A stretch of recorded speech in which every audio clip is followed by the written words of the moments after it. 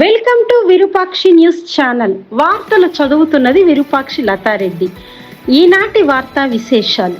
ఢిల్లీ నగరంలోని రోహిణి ప్రాంతంలో జరిగిన ఓ పుట్టినరోజు వేడుక 2 ప్రాణాలను బలి తీసుకుంది. ఆగస్టు 28 వాగ్వాదం చోటు చేసుకుంది. ఈ గొడవను సర్దుబాటు చేయడానికి ప్రియా తల్లి కుసుమ్ ఆ రాత్రి అక్కడే ఉండిపోయింది. కానీ అదే ఆమెకు ప్రాణాంతకంగా మారింది.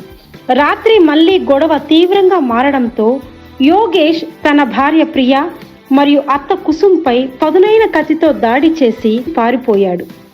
ఆగస్టు 30న ప్రియా సోదరుడు హిమాలయంతో పోలీసులకు సమాచారం ఇచ్చాడు.